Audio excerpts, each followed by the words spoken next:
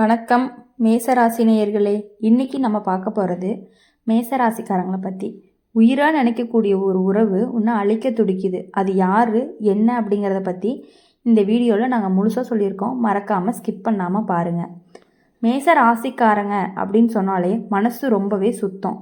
யாரை நம்பினாலுமே முழுசாக நம்பிடுவாங்க.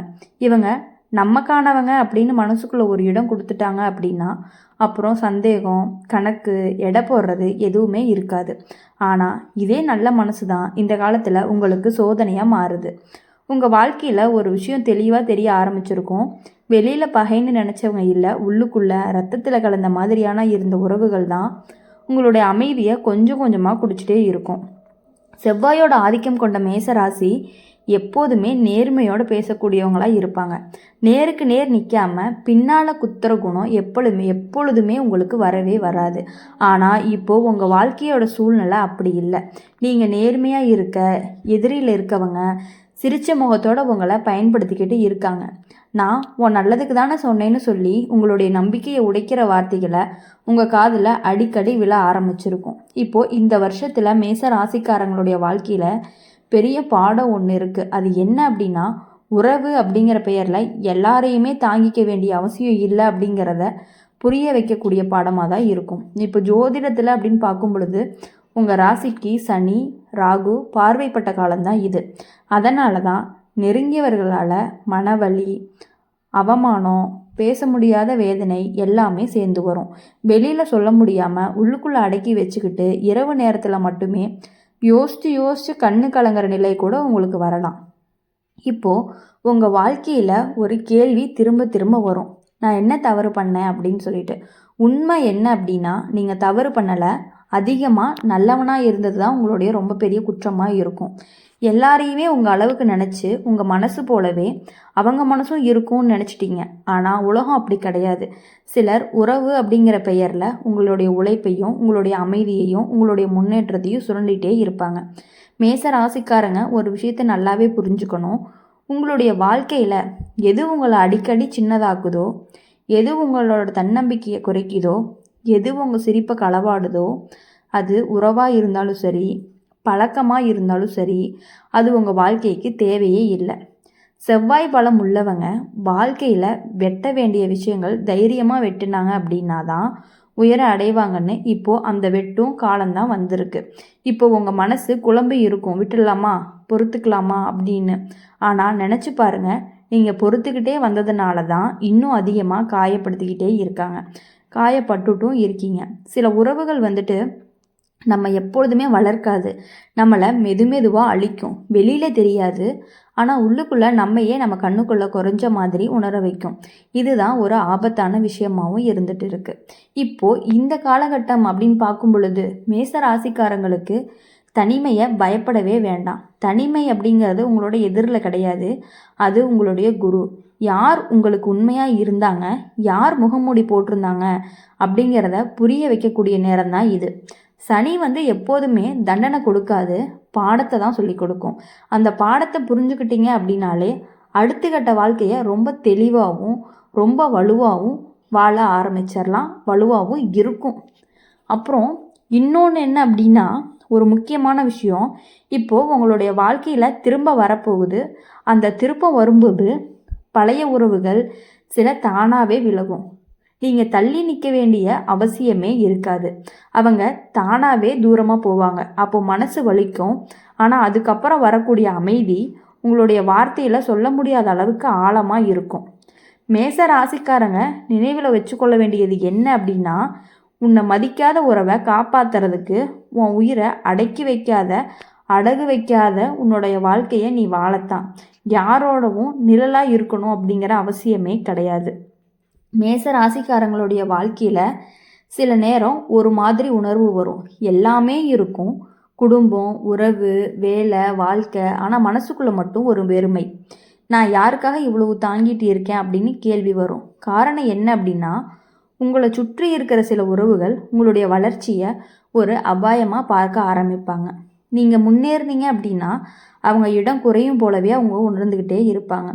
ஜோதிடத்தில் அப்படின்னு பார்க்கும் பொழுது மேஷ ராசிக்கு இப்போது ராகுவோட பாதிப்பு அதிகமாக இருக்கிறதுனால ராகு என்ன பண்ணுவான் அப்படின்னா உண்மையை மறைச்சு பொய்யா அழகாக காட்டுவான்.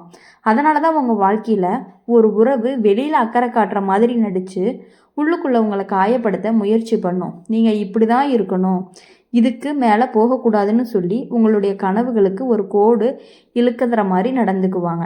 இப்போ இந்த இடத்துல மேச ராசிக்காரங்க ரொம்பவே திணறுவாங்க. அதற்கு காரணம், நீங்கள் யாரையுமே கஷ்டப்படுத்த நினைக்க மாட்டீங்க. அமைதியாக இருந்தாலுமே எல்லாமே சரியாக போயிடும் அப்படின்னு நினைப்பீங்க. ஆனால் சில பேருக்கு உங்களுடைய அமைதியே ரொம்பவே பலமாக இருக்கும். நீங்கள் பேசாமல் இருந்தீங்க அப்படின்னா அவங்க இன்னும் அதிகமாகவே தள்ளி தள்ளி உங்களை உடைச்சிக்கிட்டே இருப்பாங்க. இப்போது உங்களுடைய வாழ்க்கையில் ஒரு நிலை வரும். உங்கள் வீட்டில் இருந்துக்கிட்டே மனசால் தனியாக இருக்கிற மாதிரி, அப்புறம் பேசுனா புரியாது, பேசலைன்னா குற்றம், சிரிச்சா நடிப்பு, சீரியஸாக இருந்தால் அகந்தை, எந்த பக்கம் போனாலுமே குற்றவாளி நீங்கள் தான். இது எல்லாமே ஜோதிடத்தில் உறவு சோதனை காலம்னு சொல்லுவாங்க. மேச ராசிக்காரங்க ரொம்ப நாளாக ஒரு விஷயத்த உள்ளுக்குள்ளே அடக்கி வச்சுருப்பாங்க.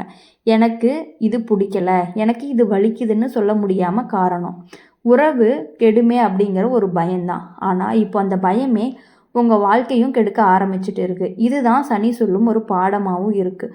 உன்னோட எல்லையை நீ வரையலை அப்படின்னா மற்றவங்க உன்னை கடந்து போயிடுவாங்க. இப்போது இந்த காலகட்டங்களில் சில மேஷ ராசிக்காரங்க வாழ்க்கையில் உறவு முறிவு வரும்.